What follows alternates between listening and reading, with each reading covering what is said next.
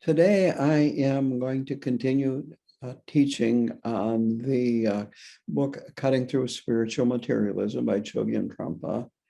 And today's chapter is titled The Open Way.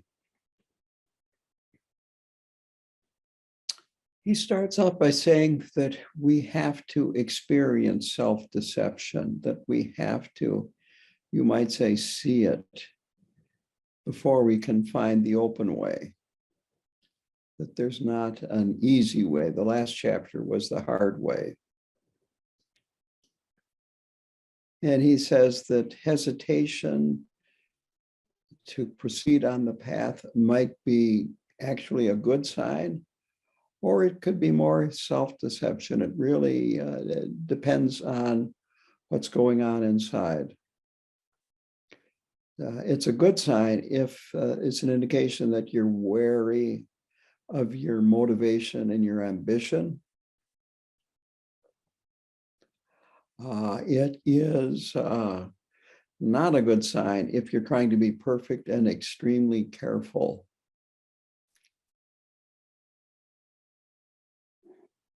So that is kind of what determines whether hesitation is a positive or a problem.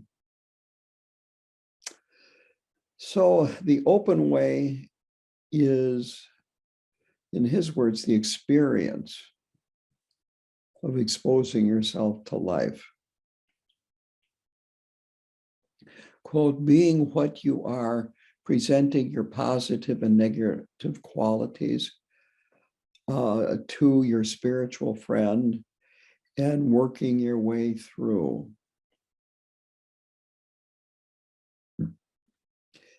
Very simply, if you don't see it, you can't work with it. So this is really important, that we have to, you might say, expose both the positive and negative qualities that we have to our spiritual friend. And when this happens, then there is this meeting of the two minds that was discussed in the previous chapter. And when that happens, then there is always this possibility of ego trying to have security, of trying to solidify the experience, talk about it internally or to others, to reassure ourselves that we are all right, that we have credentials, that I had this experience or that experience.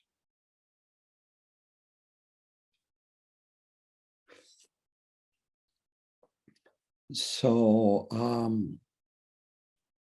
the next step of self-deception is the desire to see miracles, that if you just see something miraculous happen, this will prove that you're on the right side.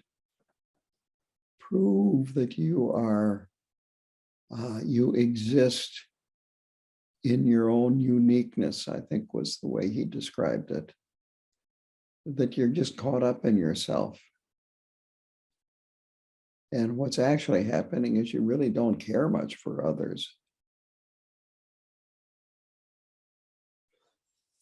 And so eventually you're going over and over the same experience or experiences, and it becomes stale. And we start seeing into it. You might say we are starting to get a whiff of this self-deception. We find that it isn't working.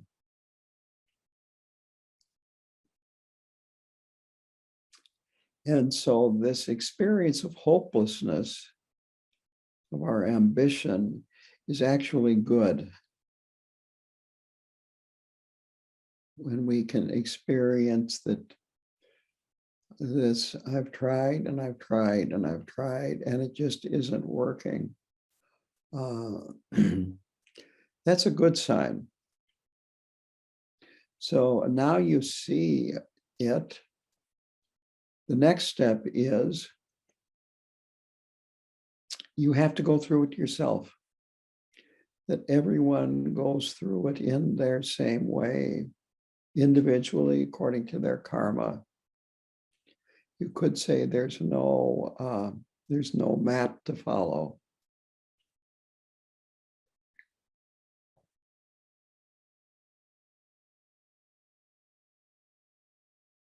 So then he starts talking about the guru-student relationship, and it's quite interesting that he talks about the student coming in to see the guru and says various things. I've got a problem, da da da da da, and the guru says, "Well, come back tomorrow." And he comes back tomorrow, and the guru says, "Yada yada, come back tomorrow." And it's to the student, it seems like nothing is happening. It can be frustrating that the student may try all kinds of different things, all kinds of different thoughts, different strategies of getting what he wants from the guru.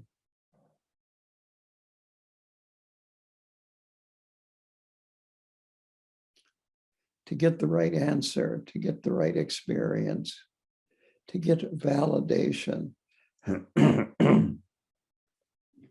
acknowledgement. In other words, the student is just playing mind games. And it's all concentrated on the student.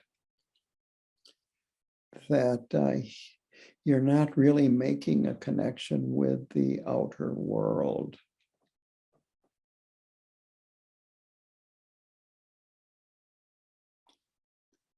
So he says, quote, "There's a tendency towards centralization. And there is the notion of the big deal involved with your psychology, your state of mind." So this is a big problem. And it's up to the guru to help you work through this big problem of yours. He then goes on to tell the story of Naropa working with Talopa. And he compares that situation very much with the modern students of his.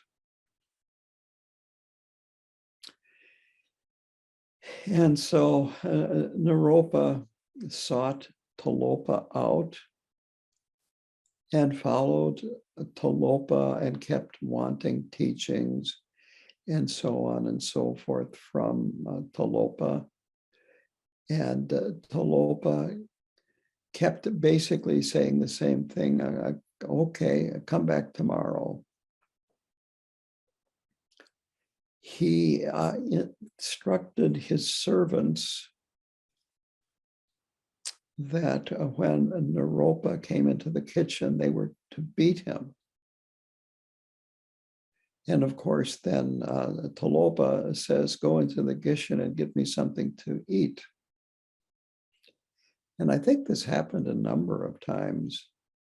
And finally, the last time when Naropa has been beaten up, he comes back out and he has this feeling of hopelessness. And what does Naropa do? Talopa slaps Naropa on the face with his sandal. And in this case, this was the meeting of the minds. That at this point, Naropa had given up, that nothing more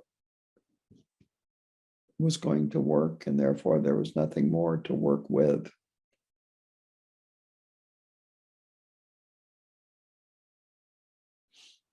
So the point is to give up, and this phrase comes up a lot in this chapter, speed and aggression.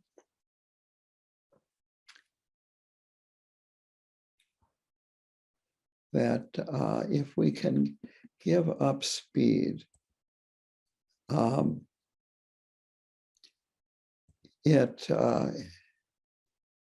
I observed my own life, When I am in a hurry, then frustration pops up all over the place. If something slows me down, whether it be on the highway, standing in line, or whatever, that we're in a hurry to get something done, to go somewhere, to express our opinions and so forth. And when obstacles arise, then we get irritated, frustrated, and very quickly anger and aggression enters. So he says that we must develop some compassion for ourselves. And at that point, the open way just begins. You don't have to start, you just develop some compassion for yourself, and it automatically begins. That he defines compassion this way: clarity and space that contain fundamental warmth. And he defines warmth as, quote, a delightful feeling of something, of some positive things happening in yourself constantly, end quote. So clarity, space, and this feeling of positive things happening constantly.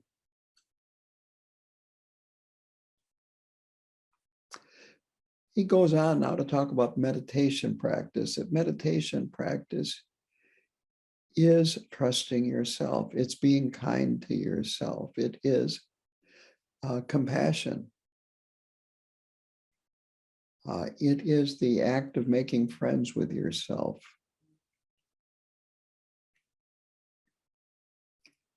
And that through meditation, practice, it becomes spontaneous and delightful.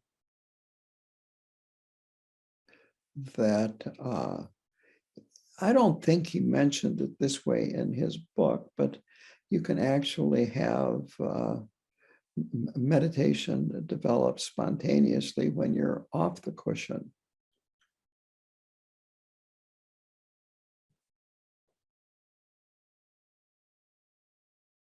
That suddenly you find that you are no longer involved with what's going on around you, but you're just meditating.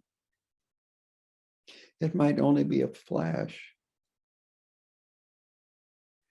but again, you have this feeling of delight in your life, that you're letting yourself be instead of letting yourself do.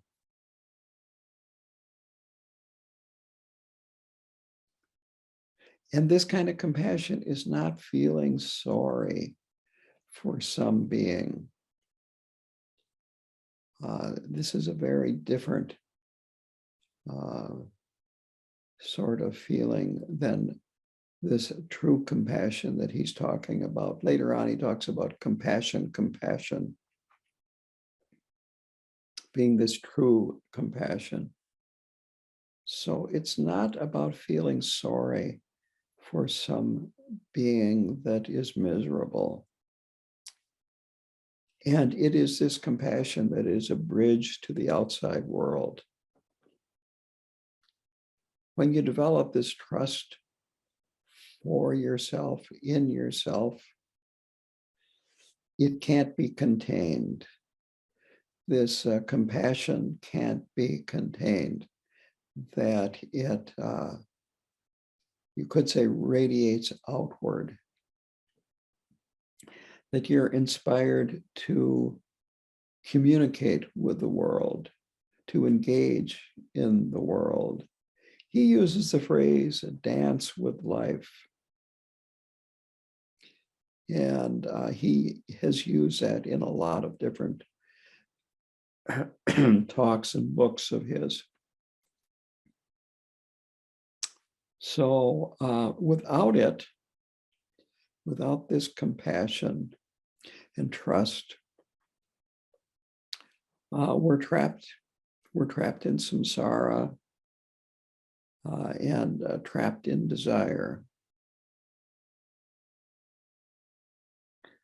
and unfulfilled ambition, wanting this and wanting that. His term is the poverty mentality, this feeling of never having enough, of never being satisfied, and so forth. We might be, in his words, bloated on knowledge, that we might do dualistic meditation practices and experience all kinds of fantastic states. But all of this has this element of aggression,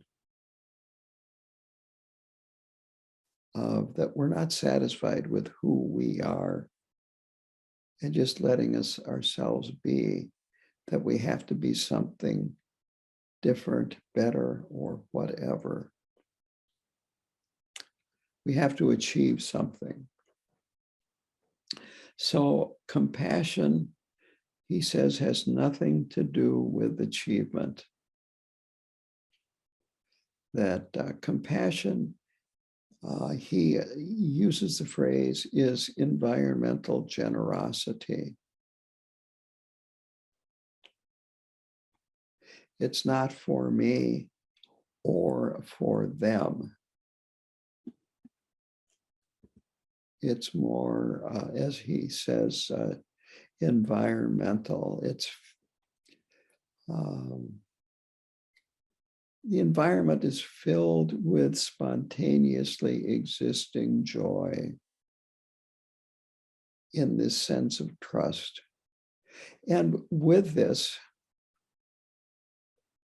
of course, also comes fearlessness, because you have this sense of trusting yourself.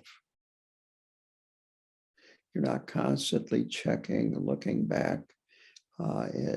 Should I do it this way, or should I do it that way? Or did I do it the right way? Or, oh, I really screwed up, and on and on and on. Our monkey mind is relentless in that way. So it's a feeling of fundamental richness that is contrasted with wanting to become rich.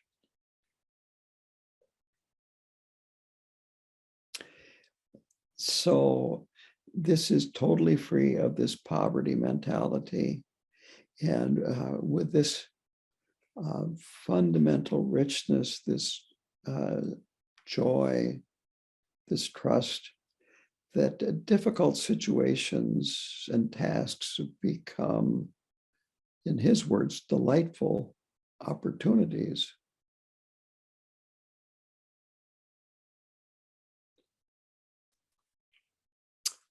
This may not be the way your world is, but he is saying this is where the path leads. When we start trusting ourselves, when we have this compassion,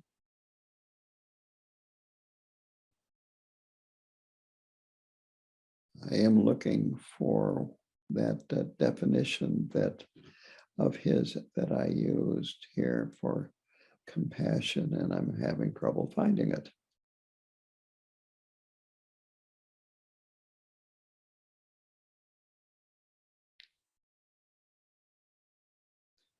Well, anyway, this space of warmth with delight and trust.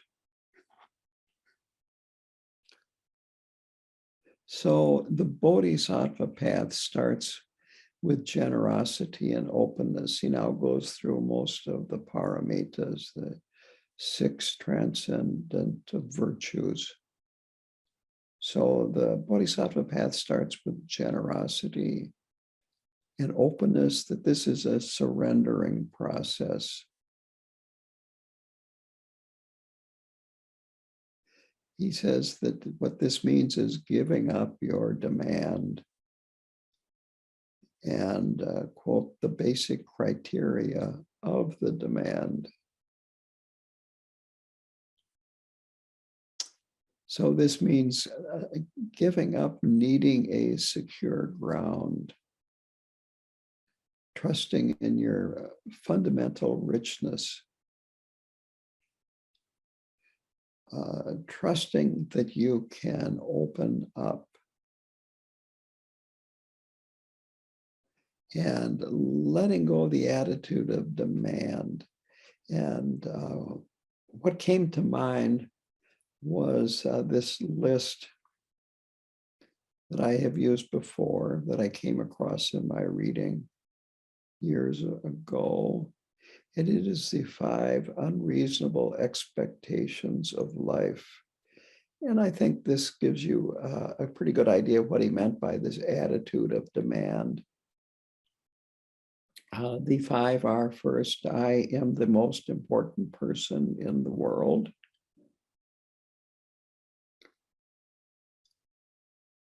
And the second is that I should be respected just because of who I am. Other people have to earn my respect. The third is other people should live up to my expectations.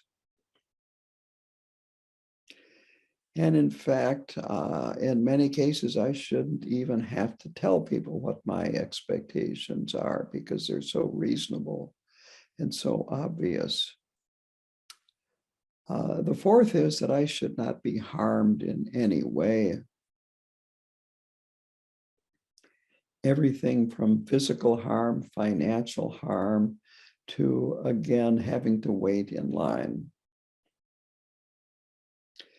And the fifth one is that life should be fair, and I'm the one that decides what is fair. So this is what he's talking about here. Letting go of this attitude.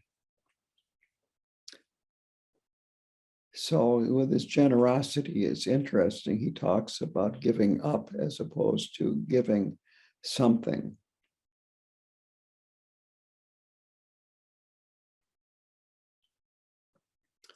Then comes morality or ethical discipline. So you've given up focusing on yourself. He says this: I am going to do this.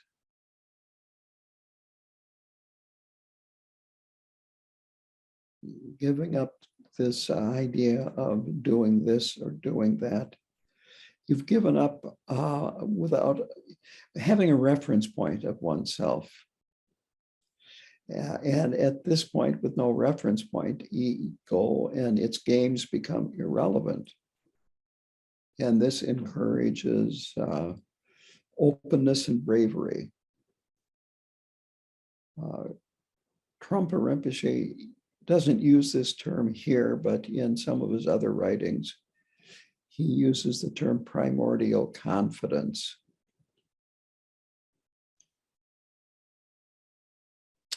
And so this trusting, this openness encourages this type of confidence and bravery.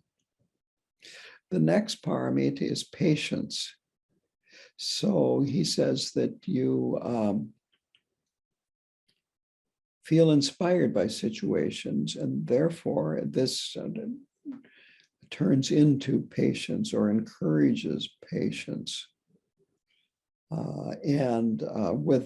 With patience and feeling inspired comes delight, which is diligence.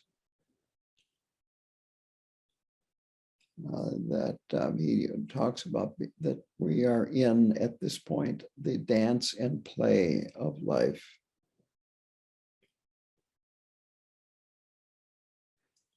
And to go on then, by letting go of hope and fear, you see situations as they are, and this is prajna,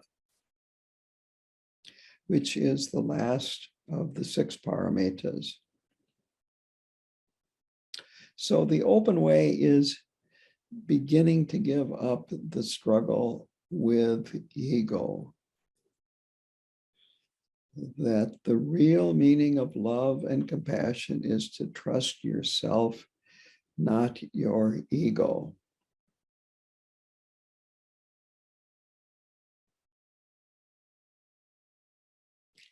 And well, he says there's a lot to be said about love in the mundane world, that here love is associated with both the good and the bad, the ugliness, the pain, and the aggression, as well as the beauty of the world. He says it's associated with, quote, what is, end quote. So to open up, to develop love, we have to accept the whole situation of life, whatever comes our way, good, bad, the ugly.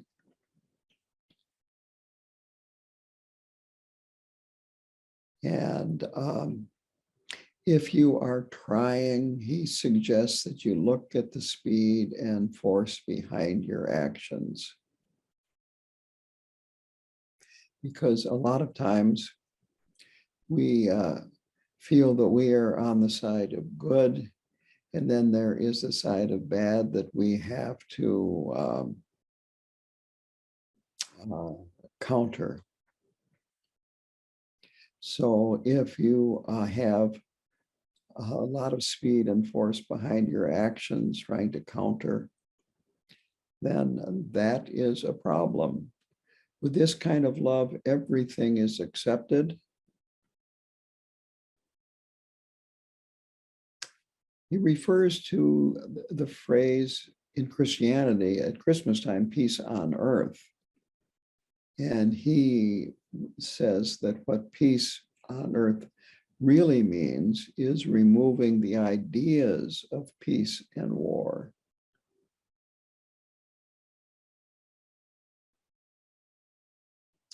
He finishes up the chapter then by talking about the actions of a bodhisattva.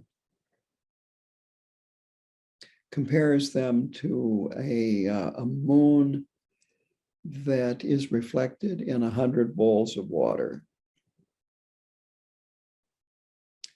The moon didn't intend to be reflected in these 100 bowls of water.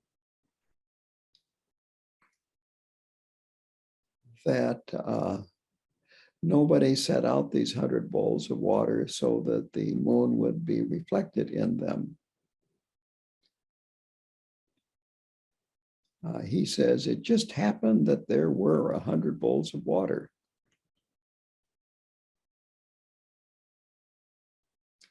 So the open situation works this way, that the actions of the bodhisattva are reflected in other beings.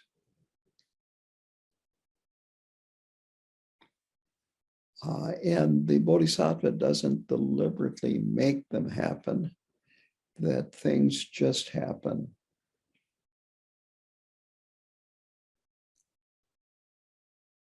And of course, why we're not bodhisattvas is that we're caught up in proving our ego, measuring, evaluating, recording, going over everything in the past. And what is really important is what's happening now. Openness is openness and communication taking place now. The bodhisattva's actions are spontaneous and are free of these ego games and proving ego. So that finishes the chapter, and now there are a lot of questions, which I am going to go over quickly.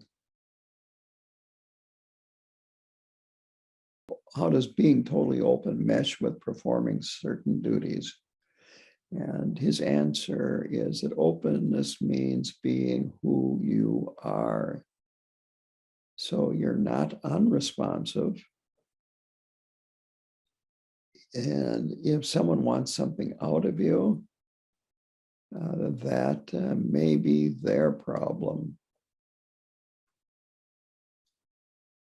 Trungpa Rinpoche was notorious for showing up for talks 2 hours late. And that's what came to mind with this when he said, if someone wants something from you, that's their problem.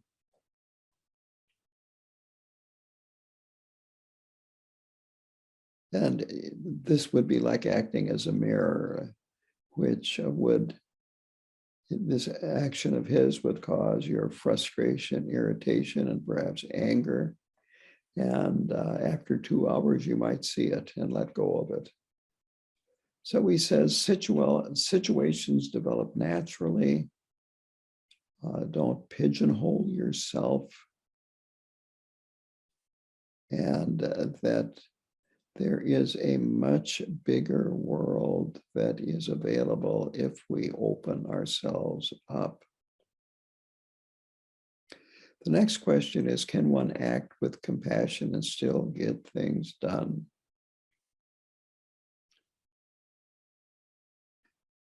He says, without speed and aggression, you see more clearly and precisely, and it spills over into your work. So, yes, you probably are going to get more done. You're going to be more efficient. And you aren't going to complain.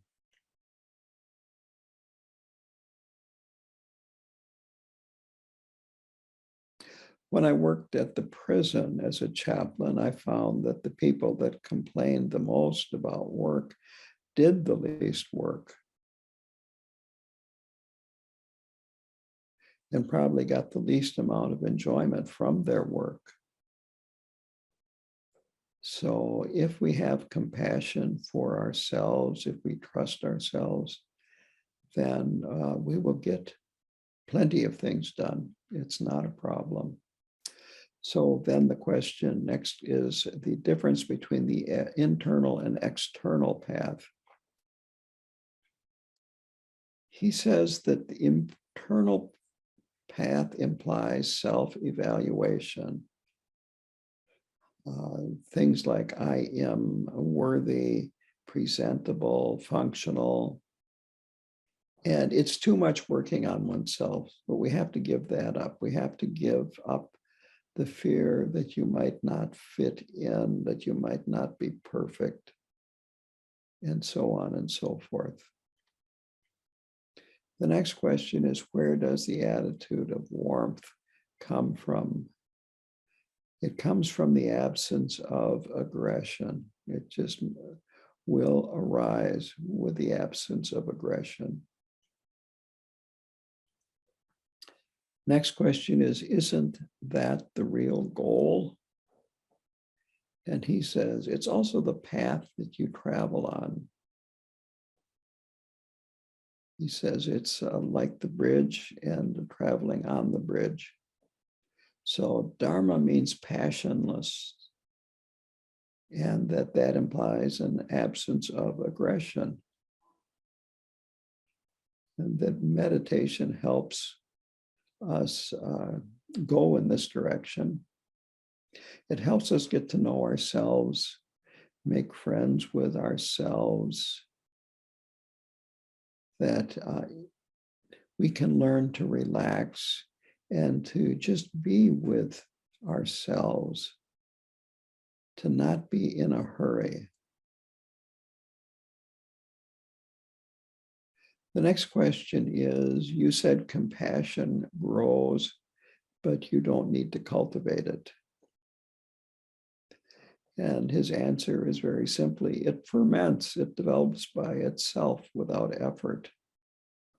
There are, of course, practices like Tonglen that can be done, but what he's talking about here is developing compassion for yourself, to opening up to yourself, to trusting yourself, which is a little different than the Tonglen exercise, which is frequently described as exchanging oneself for others. The next question must be a follow-up question, and that is, does it die? Does the compassion die? And he says, no, that even if it does die, it leaves behind seeds and grows. That compassion is organic. He says it's like planting a live tree.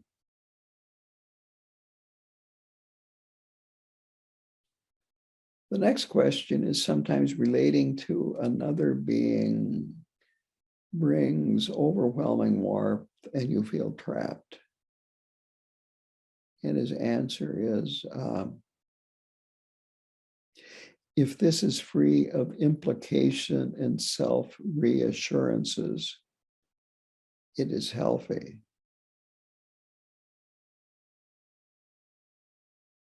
This feeling of warmth.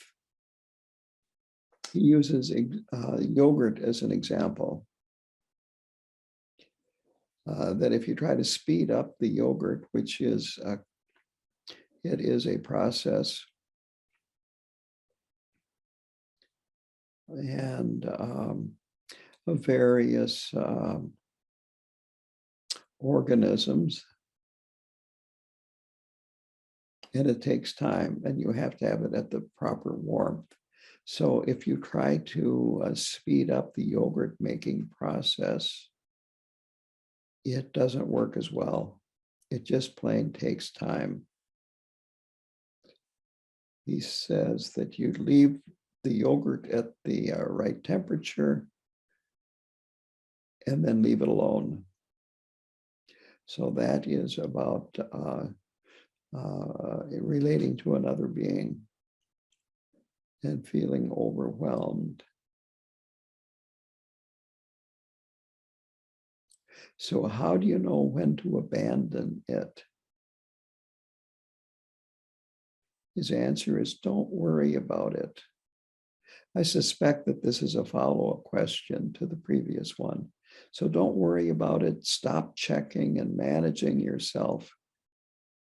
And I like this quote, even if what you are doing is chancy, even if it seems possible that the whole affair will blow up and become distorted, you do not worry about it. Again, this is trusting yourself. So what happens when someone creates a situation and you do worry about it? Answer, worrying makes things worse.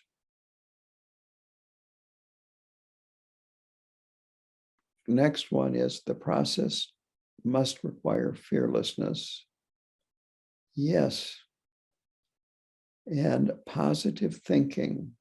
He talks about this as the mentality of wealth. Again, to contrast, what he frequently uses the term is the poverty mentality. The next question is, what about a violent act in order to do good for a person? Very short answer. I summarize it as do it. Then the follow-up question is, but are you really at the point of true compassion when you do a violent action? And his answer is, don't question or worry about your wisdom. Do what is required. That in this case, if you are totally open to the situation, you're working with the situation, You are an instrument of the situation. And I'm going to add this, that this is very, very difficult to be that open. Here he makes this distinction between emotional compassion and compassion. With emotional compassion, you feel it. With compassion, you are it. And emotional compassion usually has the element of self-indulgence, of proving ego, of I am here and this object of compassion is down there. Or if I have compassion, this will make me a better person, and all kinds of things like that. The next question is, does the bridge need constant maintenance? And his answer is no, you acknowledge it and not maintain it. Again, he uses the term mentality of wealth. When I'm afraid of someone, this destroys my compassion. His answer is that compassion is not looking down on someone who needs help, that it's basic positive thinking, that fear of another causes uncertainty of who we are. If we don't know that we don't know how we're going to handle the situation. But if we do know how we're going to handle the situation, there is no fear. That fear comes from panic and bewilderment, distrusting yourself, feeling inadequate. So if we can trust ourselves, we can acknowledge how to relate to a given situation. This is called prajna. And interestingly enough, he says that this comes from methodical and predictable projections. This is due to knowing what you are doing, due to a compassionate relationship with self. And then the next question is pretty obvious. What do you mean by projection? And he answers by saying, projection is the mirror reflection of yourself. Your uncertainty is reflected back. It haunts you. The next question is compassionate towards yourself and knowing what you are doing. Question mark. These two aspects of meditation appear together. You open up, have a positive attitude towards yourself. You know what you're doing, and you feel you can trust yourself. And the last question is, if I could make friends with myself, then would I not be afraid of making mistakes all the time? And he says, yes. And then he talks a little bit about yeshe, which he translates as primordial intelligence, unoriginated trust in yourself. And he says this is beginningless and it's endless. That's why it's primordial.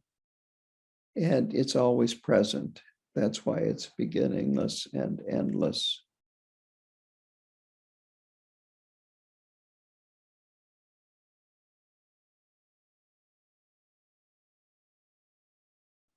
The first question is such a bold statement to agree with doing a violent act in order to ultimately to do good for a person. Does this include murder? Now, it is a bold statement. And it depends on where you are in the path. Trungpa Rinpoche in some places would talk about how I'm finger painting now to, let's say, compare with a masterpiece where everything is very detailed.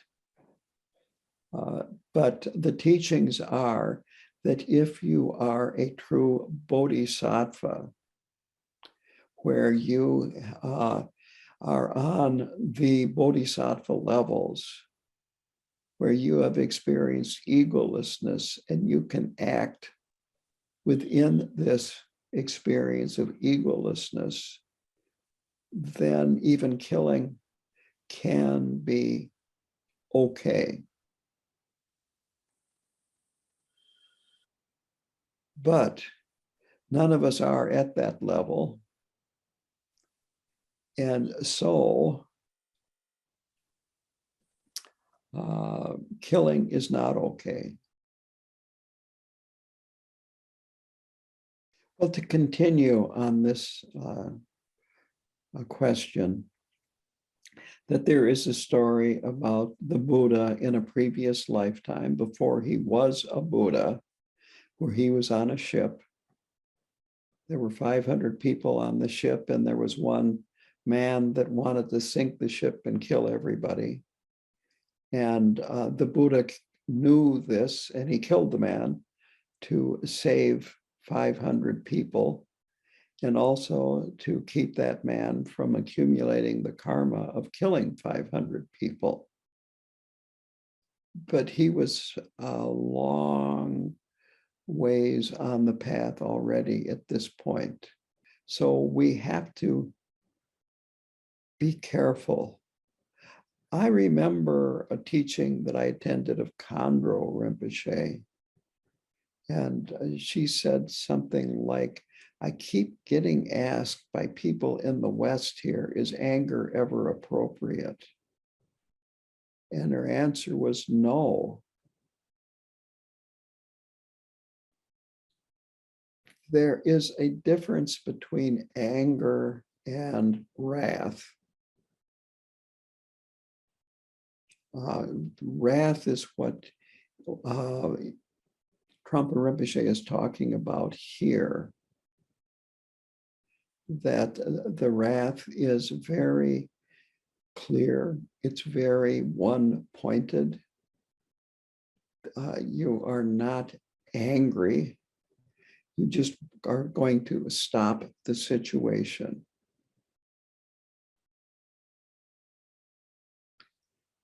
Again, this is my own experience. When I was working at the prison, that in this room, it was called a multi-purpose room because it was a multi-purpose room. And the Protestant service had an inmate choir, that included guitar, drums, singing, and that sort of thing. And they would practice in that multi-purpose room. And one day I was in my office, and I had a big window there so I could look into the multi-purpose room. They do not like solid walls. They like to have a lot of glass. And I looked up because I heard two people arguing. And so there were two groups out there, and they were arguing with each other. And I recognized one group as being the chapel Protestant choir. And so I went out there and I asked the one from the Protestant choir, what's going on here? And he started to tell me. And then a guy behind me, who was from the other group, started talking. And I couldn't hear or listen to what the man that I'd asked the question of was saying. So I turned around and I looked at him and I said, shut up. And he went back, okay, tell me. And he started talking, and the guy behind me started talking again. I turned around and I said, shut up. Okay, go ahead. Same thing happened. And I kept, I don't know, maybe 3-4 times. But the last time I said, shut up as loud as I could. And suddenly you could hear a pin drop in the room. And the guy that I was talking to said, okay, we'll come back later. The problem was solved. Now, personally, for my own ego, I knew that group. I didn't know why this group was there. I'd never seen them before. But the problem was solved. And so I just went back to my office. And that's wrath. I didn't hold on to any anger or animosity towards the guy that did stay, that was just a motor mouth.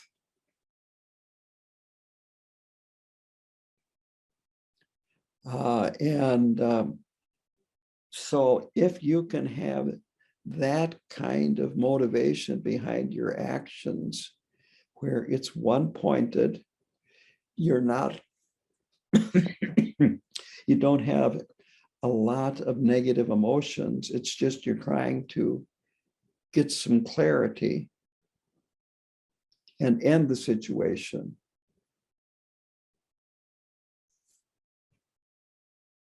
I can't say that I always was this skillful,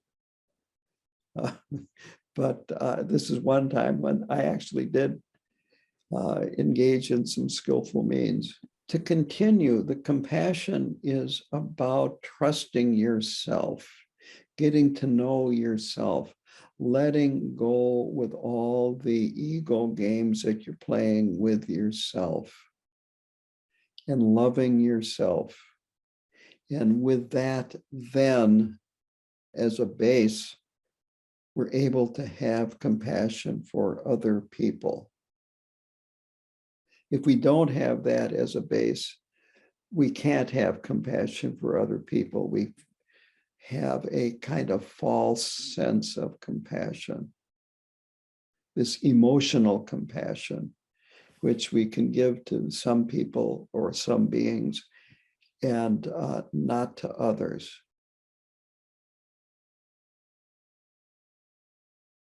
So the question is, could you elaborate a little bit more about the compassion, and openness?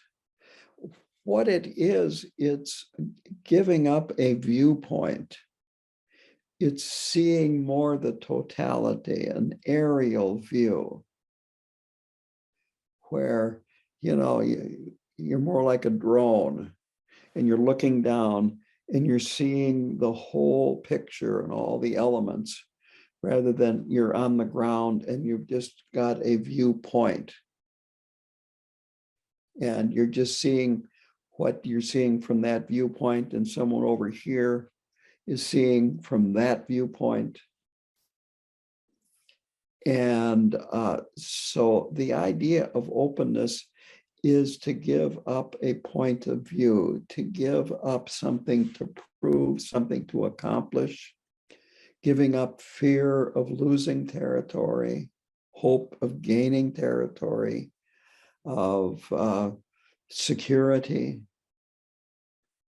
and just trusting yourself, trusting your primordial wisdom.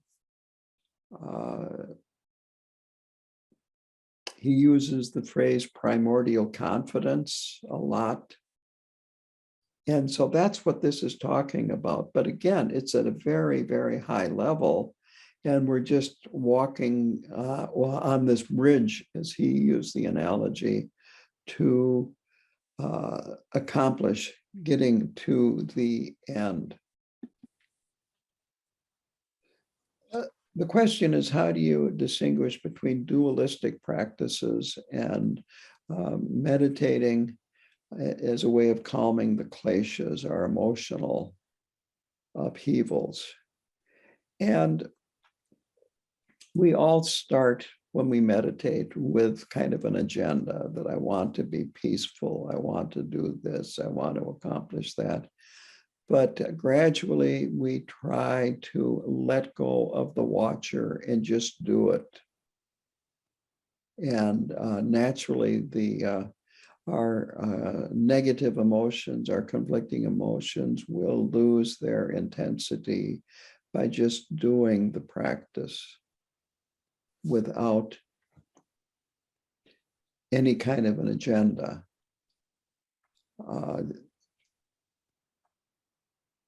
Very simply, Nike got it. Just do it.